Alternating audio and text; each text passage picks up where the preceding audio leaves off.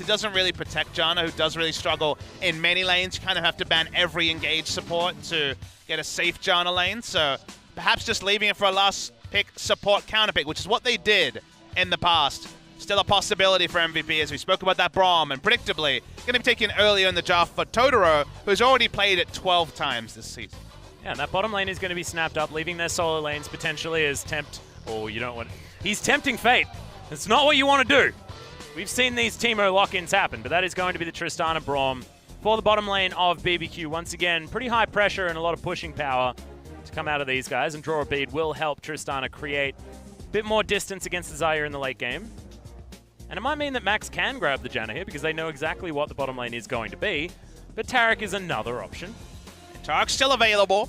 Will be less variables than the Fate's Core and also the Cosmic Radiance, and they go with it surprisingly early. So prioritizing getting a solo lane counter pick over necessarily having a support counter pick, which was the meta in 7-13. Basically every team on the red side was counter picking support, and MVP with Max's large champion pool have been known to do that many times. Still, Taric is at a high power level, even if that wasn't evident in Game 1. Is a very powerful pick, and it's also a pretty comfortable lane into Braum. So no big quandaries with the Taric being taken here. As another series, it seems, where Trundle will be banned in both games. And BBQ, if you want to have a look at what MVP are doing, you may want to ban something like Maokai here, because you see Trundle being banned away, you can just go back in time. And like, what was Trundle good at? Oh yeah, super tanks towards the top side of the map. Maokai, definitely one of them. I think you might ban it second, though, and not first, because you want to see if there's a ban coming through onto Cho'Gath. And then there'd be a bit more of a premium on something like Maokai when it comes to power tanks on patch 7.14. Crazy just did with MVP on Cho'Gath, and sure, I imagine ADD could just be playing it himself. He's not been playing it in solo queue on his main account. He's largely been playing the Maokai that we saw in Game 1. There's a chance there's flexibility there, as they ban away Lucian, who's often a pick into Galio, so we have to mention the Galio name as well, as a potential blind pick for Ian at the first pick in the red draft. Yeah, so MVP considering doing the same draft again. If at first you don't succeed, do it more until you do succeed. Papa Smithy, I think, is how it goes. As Corky's going to be banned away from BBQ. Curious ban, given that they needed things to draft into a potential Galio pick, and Corky was what they preferred in the past, so a bit of a surprise to see that. Now Lucian taken away as well, so Galio draft certainly an option here. Is Maokai being considered even with the Cho'Gath available? So ADD, like you mentioned, probably not practicing the Cho'Gath and also not respecting it too much on the side of Crazy either, as BBQ now have to round out their composition. We'll see whether they pick up the Galio or not. I was looking at solo queue accounts to see who was playing the Cho'Gath and Maokai in particular, the top laners in jungle, and ADD was on the Maokai side of the coin. I think you have to take Galio here after you ban Corky, and it seemed like BBQ just assumed that MVP put the highest priority onto the aforementioned Maokai.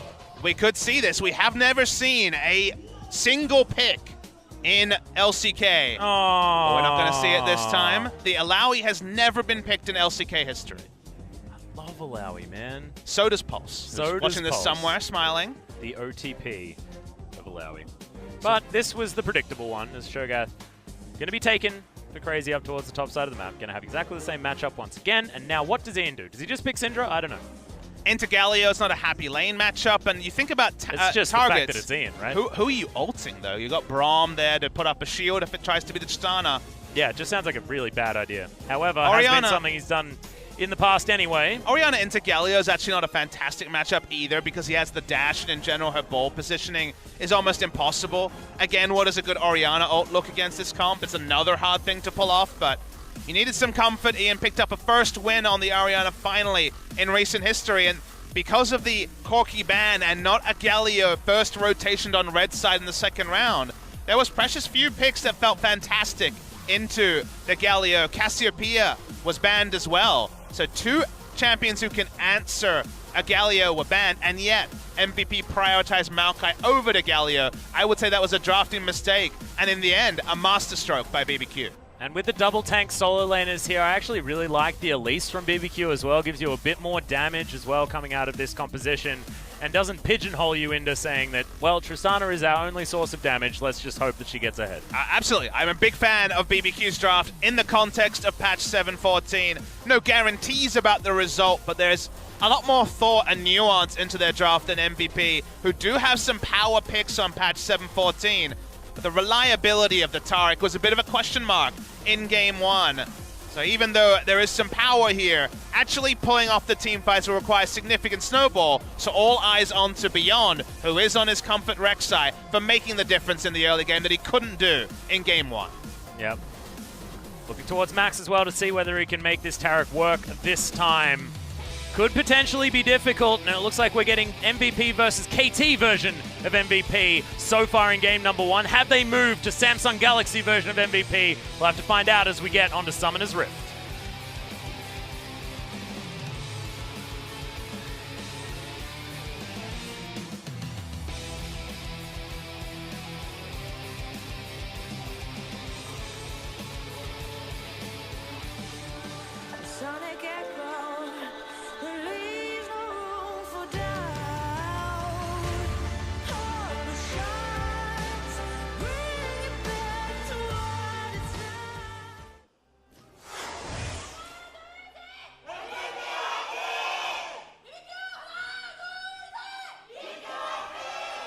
My God, this is like not a massive crowd today. Nope. But we've got a real loud one. It just shows that MVP and BBQ fans definitely super engaged. I mean, it's kind of like a final for these teams, given what it represents, given that it is the match that may decide who goes into the relegations. There was some periodic table stuff going on in that particular cheerful. That was a or sign, I should say. BBQ, look at this. They're rocking up top lane. Damn! It's lane swap meta again. Where are we, Papa Smithy? Probably not sticking around top lane, but maybe they want to just try and use the Rupture to get a cheesy level 1 kill. Remember that Braum is the level 1 king when it comes to CC from the concussive blows. So I think it's cheese time, Atlas. Ooh, okay. I do like me some vintage cheddar. We're getting real cheesy. Okay, ADD wandering casually. He wants to force him back through lane. Yeah. This is so cheesy. Oh my God. 2013 strategies. Oh no. I wonder what they're going to skill. Well, here we go. There's the exhaust, and they'll just stack up these concussive blows. The flash, was it a little bit too late? There was rocket jump was taken, and Ghost picks up the first blood. The cheese was definitely a good one. They head towards clearing out the minion waves and getting back down towards that bottom lane. Oh, will they? Unless they fast push the turret, what's happening? Yeah, the fast push doesn't really work because of the turret reinforcements, Atlas. They just want a turret dive, which I guess is going to kill him again. Okay, well, they're going to look for it anyways. Totoro just wants to tank up this turret for as long as possible. ADD will take... Okay, Crazy has to flash. And ADD at least takes some damage. Forces Crazy to teleport. So I like the level 1 plan. I can understand the cheese in that scenario, but overstaying is not really welcomed. And it looks like BBQ are priced into staying in top lane after not getting the successful kill. So they try a lot of cheese, but because of the nature of bot lane turrets, even the Gigabyte Marines struggle to get maximum value out of these sort of turret swaps back at MSI. So you have to be skeptical this is the right way to go. A nice interrupt on the back there from ADD. Yep, little kitty trying to find the Tristana, but will not. As Little Witch will head back to the bottom lane. We are going to, I believe, achieve some form of normalcy. This feels a lot like BBQ's attempt to run bot lane Corki, because Crazy teleported bot lane and now will get forced out. So they're going to have a bit of an emaciated Cho'Gath when it comes to experience, given that he was sharing experience in top lane on the kill and the minions, and now has to walk back up top lane with no summoners. So BBQ, they decided they wanted cheese, but it felt like they didn't know where they wanted to put the cheese afterwards, and that was the bigger problem. Yeah. Like, they're having fondue, but then, like, it just makes a mess. They're having fondue, gross. and the first bite was good, but they forgot to buy plates. Yeah. Oh, right. Yeah, so it's like... I can't say that word. Have you seen have you read Asterix? Yes. Yeah, yeah. You know, they there's a lot of cheese parties in that particular comic series. And they're called a word that is associated with something very different. You really screwed up that reference. I really did. That was terrible. I know. However, It's the tank meta. We can't afford to have these misfires. Because everything we say that's not about the game is so much more important. It's higher value. Yeah. Okay, well, Crazy's going to clear out waves. BBQ and MVP now meeting their duos on the bottom side. It does mean they're meeting with an experience disadvantage because they were sharing experience with the Cho'Gath, like we mentioned. Whoop. Bit of dazzling on a Totoro, but he doesn't really care. That's lost blue, and there was a nice pull away by Beyond, who gets a second blue as well. So both blues denied from, crucially, Bless on the first rotation of spells. Yep, not going to mean much for Beyond. However, he's now looking for Bless. There's the flash. Ian trying to get the work done. Dazzle doesn't quite find the targets, but now they're looking for Totoro. Winds of War going to slow down MVP. Despite a lot of summoner spells going off, no one's going to die, which seems like basically this meta in a nutshell. Oh, Braum did so much work. Totoro is super on point there to allow the safe exit from Bless, who had already flashed. Very, very squishy. Only boots is the first purchase, but will get away. Watching how Ghost and Totoro deal with the 2v2 laning. Now they gave Maha and Max basically a free advantage when it comes to experience, specifically in the bot lane. Gun's going to show up bot lane. They're out of control ward. All they really got, did BBQ, was a first shot, but it's matched by Maha, who got similar gold, just sticking around lane.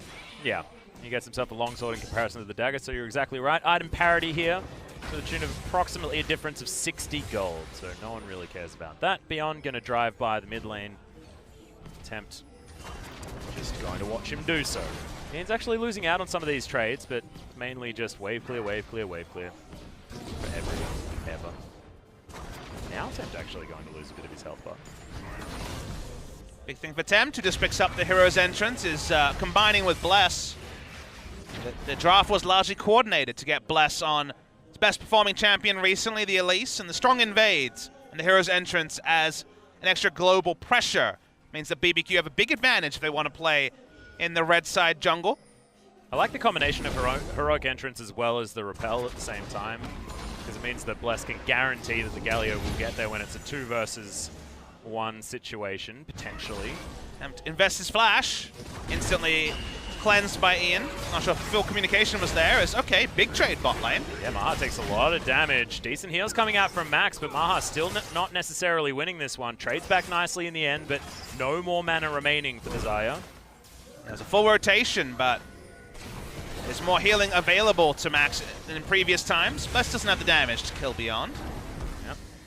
And MVP rotate up, are able to clear out that ward, and their control ward's going to make sure that they have as much room as possible. Control ward spotted, but this ward's going to be denied. Both junglers spending a lot of time bottom lane. And I don't blame him, because this lane in particular doesn't exactly look all that entertaining. It's Crazy was going down to about 300 health, but I will not be baited, because there's a knock up onto Totoro. Does manage to stand behind Ghost, but the double dazzle going to come out from Max. Heal's going to be used, and they're going to give up. That was without even the hero's entrance being used. Wasn't in range, was Tempt. Just about able to survive. Totoro credit. Did not use his flash, neither did Ghost. Any part of that engagement. Totoro will have to go back to base. So Ghost might be denied off some CS. Beyond is in that unenviable position where he kind of has to shadow his bot lane because of the threat of mid lane, because of the teleport also. Hero's entrance is the one overriding factor when Ian is cleanse flash on the Orianna. So that means that largely you have to be reactive as a Rek'Sai. In that case, it almost was proactive, and it almost was an extra kill bot lane. Yeah. But it does mean that BBQ do escape. They keep their 500 gold lead that they've been able to build on from the early game. Of course, that first blood only really got them a 200 gold advantage after all of the lane swap shenanigans, so not a huge deal after the cheese settles. Don't know whether I agree with that particular line, but we've got some opportunities to try different things out. Pop Smithy, you have to give me a little bit of leeway here. When it comes to cheese, I don't think we'll see lane swaps like we saw in this game too frequently. We already saw in the same midst of the game that the play afterwards is so unreliable that you often lose out more even if you pick up the first blood, and sometimes you don't even get that. So, a bit more free time in the bot lane, and the explosive charge means that the turret HP lead for BBQ is beginning. Yeah. Explosive charge also with this skin is super awesome. The fact that the little pumpkin head gets more and more excited as he's about to explode. Seems a little bit odd, but definitely cute. So now it's Maha without any friend towards the bottom lane, and Max has moved over towards the lifeguard. Shout out to Cloud Templar. I'm still sad. Armor of the Fifth Age is the best. To be fair, you have to admit that the pink turret wasn't working out for Max in game 1, so Yeah. a skin change was the minimum in order, I would say, to improve his turret play. Yep. Uneventful Bless gank towards the mid lane. Doesn't want to invest too much. Doesn't have flash either for any flash cocoons. So no worries there at all. Confirmation that Max has gone a second point into the Starlight's Touch, the Q heal, in order to get the second charge when he goes for the passive autos. Dazzle double auto gives a full 2-stack heal. That's why the Taric build is basically Q at level 4 and then Max E from there. Wanting to get as much stun and damage for his buck as well out of that Dazzle. Big CS lead for Crazy. Kind of predictable given that ADD was chased out of top lane, but experience lead's not going to be there. As ADD, full rotation might kill the Maokai, and well, this will work. Yeah, he's really high in the sky, Papa Smithy. There's the ultimate. Okay, Crazy hit by the last little kitty cat. As they trade 1 for 1, and Temp says, well, I'm sorry, buddy. You flashed to your death.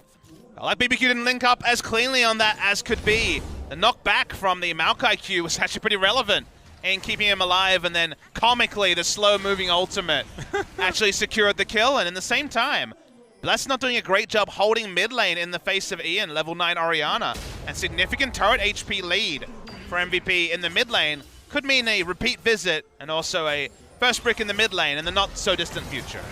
Well, Ghost is going to get away from beyond here as Totoro also still has the flash, still has everything. And MVP, another unsuccessful game. Invest your flash, you might be able to interrupt the rocket jump, but probably wasn't in range to actually stop the animation from overriding. Bless is here to shadow bot lane, but bot lane party is happening apparently. Yeah, Ian's down here as well. Has access to his shockwave at the same time. As I mentioned, that Starlight's Touch doing well for Max here, just to try and keep Maha healthy. There's the shockwave, just boom goes the dynamite. Ghost is going to be dead. And MVP wander back towards this turret with a fresh minion wave and a man advantage. Yeah, the bot lane summoner spells were under cushion for MVP in game 1. This time it's Ghost who had everything up. Didn't use any of it. The heal would have gotten him through. Even the Thunderlord's proc, and it will be first pick in the bot lane for MVP. Yeah, and MVP have turned around what was pretty abysmal play in game number 1, Papa Smithy. I know as a play-by-play I probably shouldn't be saying things like that, but it almost was objectively bad. But now, turning it all around. Ian looking much better on a damage dealer, and we may actually be in for back-to-back Galio priority in the mid lane and losses. Can't disagree with your first point.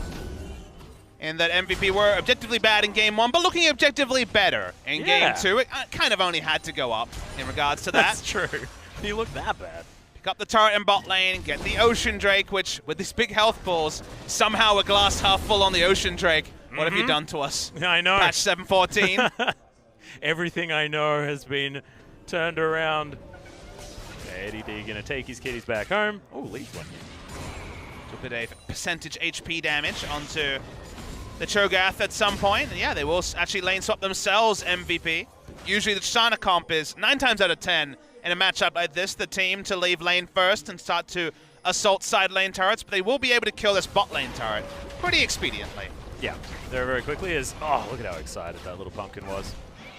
There it goes. Okay, Kitty gonna fly down. Bramble Smash gonna do some work there to Totoro. Getting that first blood and the first brick also. Tempo lead to the side of MVP and the turret pushing. Cho'Gath can do some decent ranged wave clear, but because you don't max W first, your ranged wave clear kind of requires you to get near a minion to be able to get the E damage in, so not as strong at clearing minion waves as he once was. In this case, not too relevant, given that most of the minions have died to the turret. Yep, and you can also yell at them. Feral Scream also able to help clear things out and made Maha a bit quieter. Certainly handy. Good vision here available for BBQ. They know exactly where Beyond is, and might mean that Crazy and Ghost are going to need to be a little bit more careful understanding where on the map Beyond is. Crazy's just getting the short end of the stick. Even with an 18 CS advantage, it could have been so much more if he was set up to succeed. He's always getting called to rotate to side lane second, and means that he will finally get to the minion wave in bot lane. We're not 20 minutes in yet, so no home guard to secure all the CS. We'll get most of it as it crashes into the inner turret in bot lane.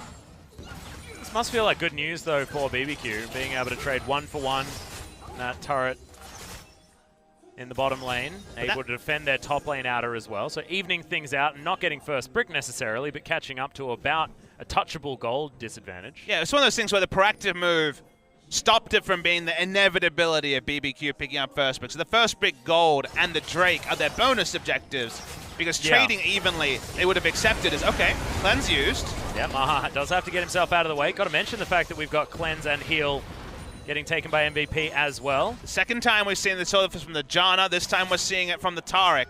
When it comes to the Cleanse Summoner being preferred on Maha, and the Wind Speakers, the Summoner spell heal, and probably an inevitable Ardent Sensor going to be coming through from Max to be able to do the healing duty for his team. Yep, a little bit of extra as well, as you mentioned the Starlight's touch buff. Like trying to capitalize on it more with the Wind Speakers. Yeah, there was an interview with Gorilla who basically said, look, I'm not convinced on the Janna being meta, even though he used to be a Janna player, but he says that Ardent Sensor is the meta, so we'll see that here. There's the Cocoon, yeah, ultimate does come out from Max as he includes all 4 of his members this time. Good use of the correct ultimate placement, however, it was unnecessary in the end. Cosmic Radiance, value achieved, but it just meant that BBQ disengaged. They didn't need to hard engage in that scenario, and we return to parity. But yeah, basically Gorilla, the take-home message, he feels it's more of an Ardent Sensor meta than a Janna meta. Okay. Sort of anyone can be a Janna, so you don't necessarily have to be. Yeah, if you can proc the Ardent Sensor with reliability, which, as you say, with the buffs to the Starlight's Touch, Turret Q, feels weird calling it Starlight's Touch, because you normally just call it heal, or you just don't mention it, because it's not a very exciting heal. The buffs have made it a lot more formidable. The synergy with the passive as well means you see it more, so proccing Wind Speakers, giving your AD the extra attack speed and other buffs makes it more relevant, so we'll start to say it sometimes. Yep. Taric's passive as well, Bravado. I mean, that's a pretty cool name. It's a good name. We need to start using that. It's a pretty dazzling name. Oh. Perfect. So BBQ, not ahead on tempo and turret pushing with a tempo pushing comp. The Tristana lets you know that's what they wanted to do. Trying to get position, but you can see. So can BBQ, that Orianna had started her roam from mid lane, so didn't want to overstay. Every time you see a Tristana comp at 15 to 20 minutes, not ahead in turrets, that means that something went significantly awry in the early game. MVP haven't capitalized that much on it, though. Despite, yes, having some advantages. Okay, ADD just wanders casually underneath the turret. He wants to get auto attacks in, but it's a... It's a Galio, so as a melee champion, that's not going to happen. Nope. You're right that they've not gotten the maximum Atlas, but they are still, against the flow of things, getting turret HP leads, and you see BBQ walk up, and Beyond was there to shadow the situation. Yeah, thankfully, BBQ were able to clear out that minion wave, but that tower, not long for the world. Oh, he's so sad. Look at the dejected Cho'Gath. He went to... Where's my farm? He went to kill the control one and got replaced at the exact same time. And he sat there sad. It's like, I had an opportunity here as Totoro. He's in potential trouble. The ultimate comes down offensively from Max. It's not on Maha. Yeah, they're going to turn it all around. Maha, not great standing in Cosmic Radiance. Could be the bait in, but not going to go in onto Ghost. Ghost is happy to go in aggressively because Tempt was walking towards top lane.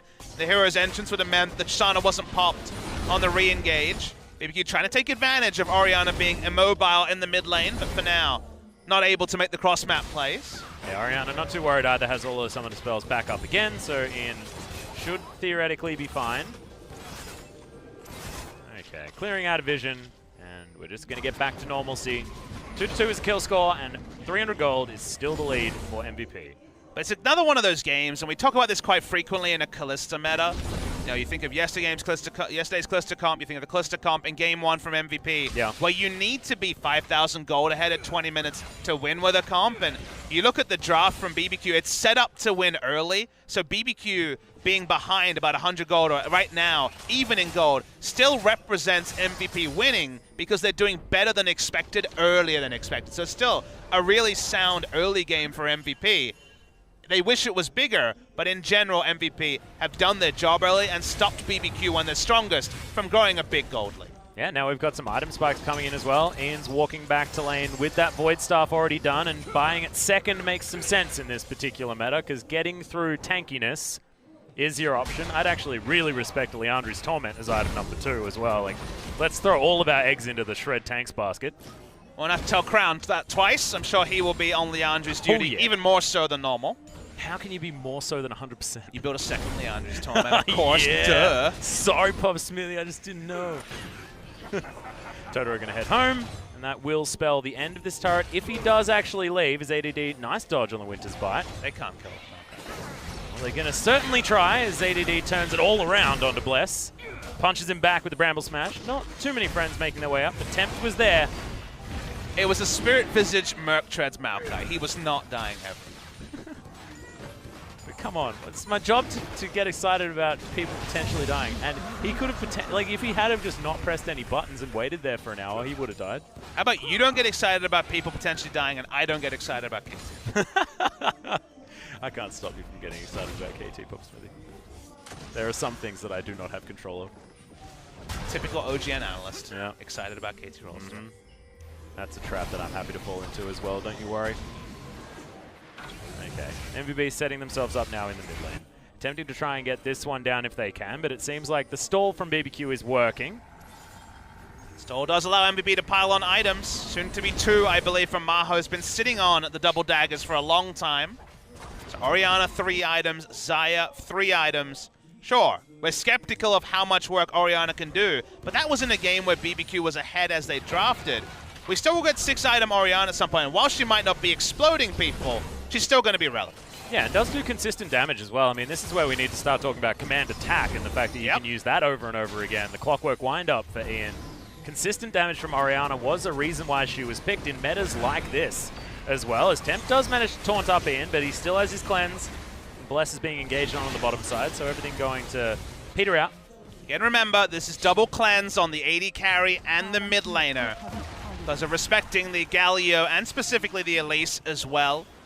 Theory behind this that Maha doesn't need to buy a QSS early and can just beeline for the 3 core items, which for a Xayah usually represent the rapid fire cannon into Infinity Edge after the Essence Reaver, and the mid lane outer tower that's in the standing gold for about 5 to 8 minutes is finally claimed by MVP. Yeah, quick succession as well, as was ADD able to punch down the top lane outer turret as well. Utilizing Maokai's highest base AD for a melee champion in the game, Papa Smithy.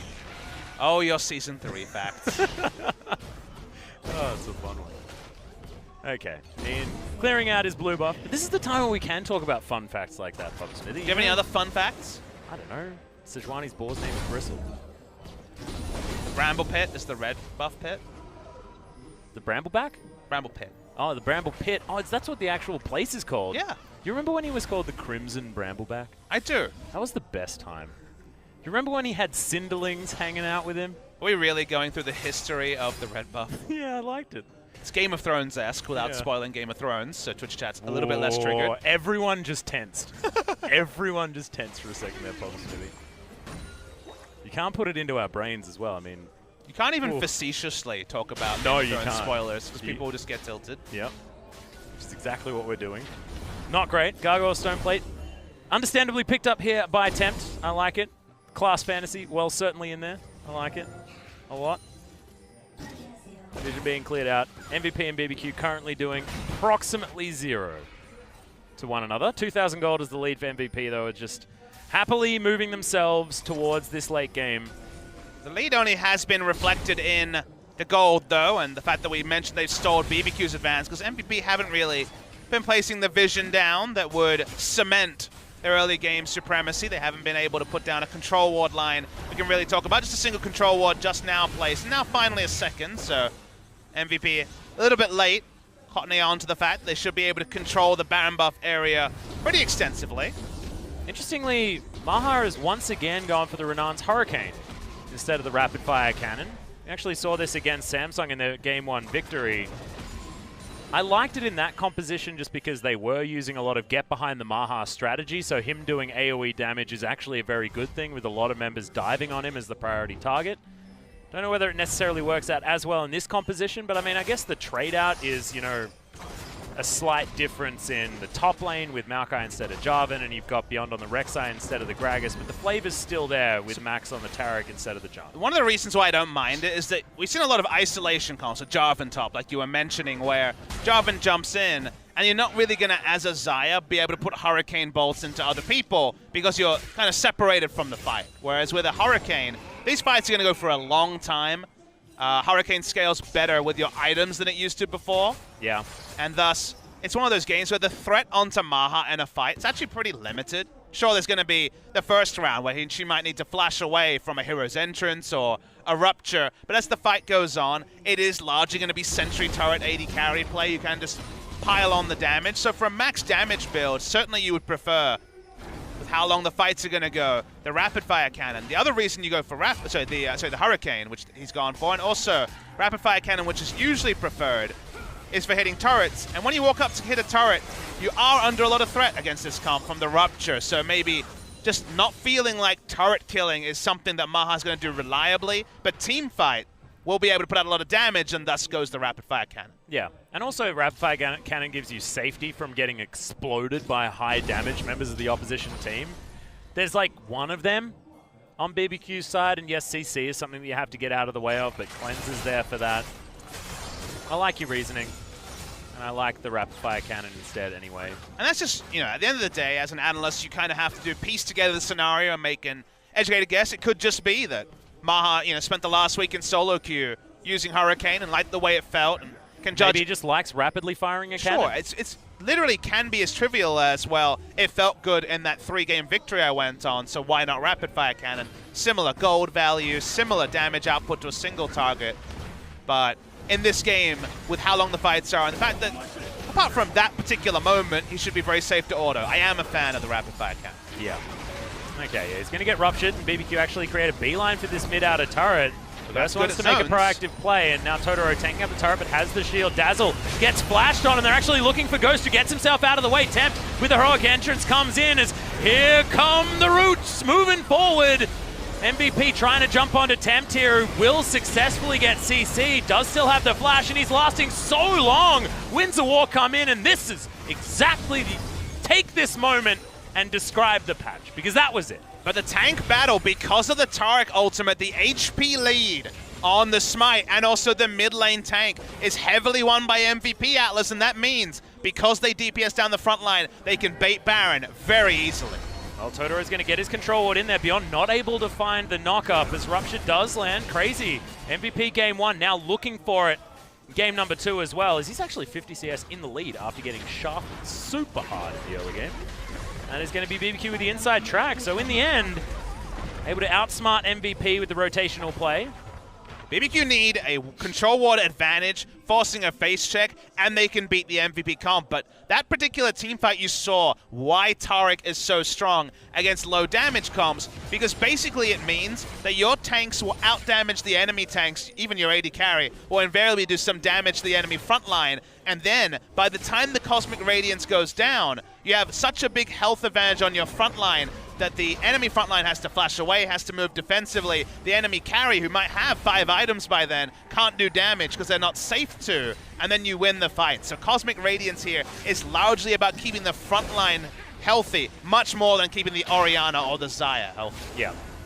The benefit of slow motion team fights with a delayed ability like the Cosmic Radiance certainly makes sense to me.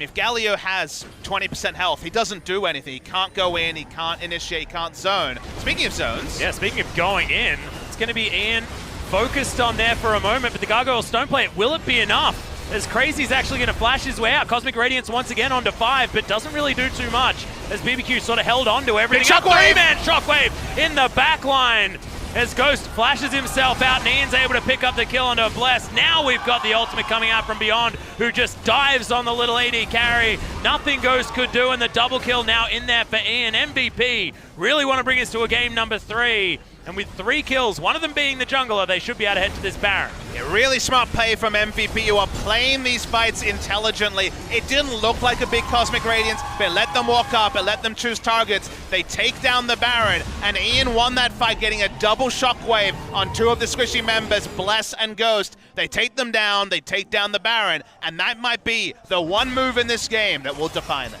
Yeah, 4,000 gold now the lead. And let's have a look at this one again, because the Cosmic Radiance, another thing that was absolutely fantastic from Max. I mean, it doesn't look like it's a lot. You know, in the fight, you're like, well, it doesn't achieve a lot, but they can walk up and control spots where they couldn't previously. And then when they turn on, they focus closest targets as Ian solo wins the fight by taking down Bless and Ghost to very low health numbers on the back end. Nice snipe from Beyond, actually, with the Void Rush.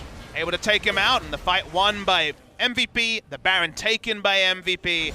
The front line being so rotund, being so tanky, is allowing basically Ian to skip past multiple members and go for the ideal shockwave rather than relying on the positioning of his tanks and the command protect. Ignoring the damage, getting the premium shockwave, and potentially winning the game for MVP. Yeah, now has himself his Luden's Echo, so that 3-item spike that we often talk about for the Orianna, most certainly there. After that fight, 3-0-1. BBQ still very tanky. Have options, but killing these minions is difficult for this team, Comp. And Maha, the new 3-item that might be the 714 3 items Atlas, is the Lord Dominic's Regard in the place of the Infinity Edge. Ah, feels so bad. Now has a Vamp Scepter as well. Are we ever going to get an Infinity Edge? But I guess not, because I understand exactly what you're saying. You want to do consistent damage to tanks. Who's going to kill the enemy's tanks first? That's what's become. Assassinating the enemy's AD carry. No. No Dust Blades to be had in this game too. Front to back League of Legends, Bob Smithy. Except the front is about as robust as can be. Yes. The front will take a while to get through. And it turns out that if you get through laning phase without failing miserably, Taric is super powerful in mid to late game team fights. Yep. Getting a demonstration of that right now. Beyond takes about half his health bar. Close shot can go off there as well. The tower doesn't last very long in the hands of Maha. Gets the heal. Now this inhibitor should fall down as well. MVP with so much control. BBQ just look like they have absolutely no options at all while this Baron buff is rotating around these players. Another sort of game where MVP feel like their zero-sum thing to do is to walk up to a turret. They have Cosmic Radiance and very reliable engage. They're not playing their side lanes. Only now is there a slow push being achieved in the top lane, as they have never lost their top lane turret either. Yeah. They're just grouping as 5 with their tanks, threatening the dive, and largely taking objectives as BBQ watch on. Yeah, just waiting for these super creeps to make their way towards the bottom lane as well. Means that they will be able to easily grab all of these inner turrets. A big wave stacking on the top side. As you alluded to earlier, it seems like everything just working like clockwork, pardon the pun, on the side of MVP. Really little reaction from BBQ. They haven't been able to engineer a victory with a tempo comp like we mentioned. Ever since they were held down in the early game, it looked like it would be a big consequence. Okay, Cosmic Radiance. Yeah, it is going to come in once again as Temp throws down the heroic entrance, but it's answered by the ultimate from the Taric fantastically well. Double taunt, but it's onto Max and ADD, and they just flat out don't care about it. Now the engage comes in for BBQ. It's crazy. Gargoyles don't play it in there, but you can see Ian, Maha, both of them still up. Maha at full health as the tanks are soaking so much damage. Crazy has to flash his way out, and just look at the work that this Zaya is doing. Walks forward. Temp not going to get snared up as the Featherstorm in not exactly optimal position, and now Ghost getting frisky. This time it was the Tristana also untouched, so MVP not able to pressure forward. And a counterpoint to your previous point about what 7-14 teamfights look like. No one dies despite all the action. The Shockwave only landing onto Tempt this time.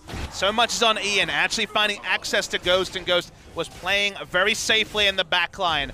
So no backline threat from Orianna. Weird thing to talk about, but a reality. Just how tanky teamfights are and how long you can hold on to the Shockwave. It's one of those things where we've seen a previous meta where you kind of had to use the Shockwave for initiation. It hasn't been the extended fights where you really hold on to the Shockwave to zone.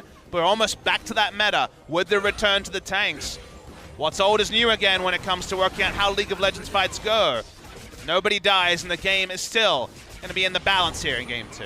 Yeah, and it just shows how all about tanks it is as well, because Beyond has absolutely 0 damage items at all. It started off with Warrior Rek'Sai with a Tiamat, and then it was Cinderhulk Rek'Sai with a Tiamat, and now it's just Cinderhulk full tank Rek'Sai. I mean, it was Tiamat last game, but I think he worked out his error, and that was not going for the farmy Cinder. Not tank enough. Oh boy. Yep. One of those stories. Maha unable to buy any more items when he went back to the shop, sort of priced himself into it, given the fact that he's only got 6 item slots. See whether it's going to be Mercurial Scimitar for the double cleanse action for the Xayah, keeping himself as safe as possible. As Crazy takes a bit of damage from Ian. They push once again on this inner turret. Unsuccessful completely last time, but Super Crew's now making their way back in. Dazzle actually going to land onto Totoro, but not exactly optimal target. 3-man Rupture coming out from Crazy, who throws down the Gargoyle Stoneplate very early. Yeah, getting out Gargoyle Stoneplate is probably a mini victory for MVP. BBQ want to try to find a way to bake the Cosmic Radiance. If that ability is down, they do have a chance to win a team fight, but very hard to force Max to use it early. He's probably the most empowered. Honestly, you'd think the Shockwave was the most important ability on the side of MVP, but I would say the Cosmic Radiance gives them more options for positioning, and thus maybe the most important ultimate on the side of MVP. So Max is the one with that responsibility, and for now, Game 2 especially, been much more on point with the ability use. Also has the redemption now as well that he didn't have in the last colossal teamfight victory that put MVP in this very positive position. So I feel like that item has gotten a lot more useful as well, as ADD gets the slowdown onto Totoro. This could be the pick, but he has the Unbreakable, and in go the Kitty Cats. Another massive set of roots onto multiple targets, but BBQ are going to be okay. And you mentioned the Cosmic Radiance. BBQ just getting themselves out of it. Now that one's going to be on cooldown for the next little while at least. Yeah, BBQ able to disengage the fight the moment they saw the channeling of the Cosmic Radiance. We're too late in the game to kill the Taric during the channel time. 2.5 seconds in the early game. Relevant for taking down a Taric, but much more difficult now. It feels like slow motion League of Legends. It does. I mean, the game is moving at the pace of the Maokai ultimate. And we know how fast that goes. The crawling of the kitties. But now it's a Smite battle, Atlas. Yeah. Half the health already taken off this Baron, as BBQ are looking for a good 2-man Shockwave, and one of them is going to be landing onto a big priority target. Ian now right in the front line though, flashes himself out. No, that was actually Max, as BBQ now chasing after the Maokai. Look at the sap magic. My God, it did so much work. Good double bash with that Bramble. No one going to be dead just yet as Bless. He's a squishy one, and Maha's going to be able to pick up that kill. Tempt moves himself out of the way. More kitties roaming through as Max gets snared, but otherwise it's only Bless to fall down so far. Ghost, he's already gone back home, and Ian picks up the kill onto Crazy. Totoro, oh, the door. Hold the door. He's dead. MVP going to be able to pick up 3 in that fight, but they don't get the Baron, and that is the big thing, is Crazy was able to get the face. Yeah, BBQ get the force around Baron. Smart of them to rush it down, because Cosmic Radiance only now is available again. Atlas wasn't available during the fight, so it took a long time for MVP to actually attempt to finish, the fight they really wanted to go for much earlier. They will lose a lot. We're late enough in the game where MVP can rush down with the long death timers and take an inhibitor in the face of this. But will BBQ have ever been able to force a fight on their terms if they had fought when the Cosmic Radiance is up? The answer was probably no, but it is up now. Yeah, they have the opportunity to utilize that one as Temp jumps his way in. Oh God, okay, see you later, Ghost, and that's going to be turret falling down in the mid lane, but who cares? MVP want to win the game. Nexus turrets both being focused. Just seems like BBQ don't have the damage to stop this. Even the Maokai punching this Nexus is going to be enough as MVP take down game number 2 and bring us to a game number 3 decider. MVP's early game so much improved over game 1 was the difference in performance. The Taric lane, which lost so heavily in game 1, did much better here. There's a lot of onus on the side of BBQ to get things done early with their Tristana, but had to rotate second, and BBQ in general was second to many objectives until they overforced around the Baron. Felt like that was the only time they could make something happen while the Cosmic Radiance was on cooldown. They got the Baron, but from that passage of play, MVP slowly killed 3, ended the game, and now we go back to the drawing board. And one of the questions BBQ will argue is it time to contest or maybe even ban away the Taric? Yeah, and looking at a tank meta like this, we've now seen the team with more tanks lose twice in a row, Papa Smithy.